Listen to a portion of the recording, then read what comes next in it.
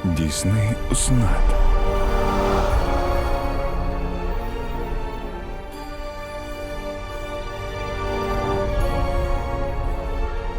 Мұнда тек бір адам ғана кіре алады.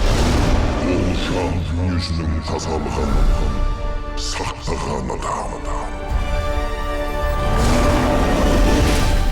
Өңделмеген алмас. 2019 жылдың көктемінде.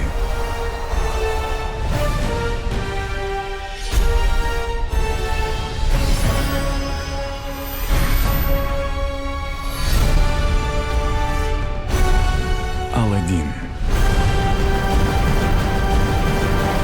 Мамыр айында кинода.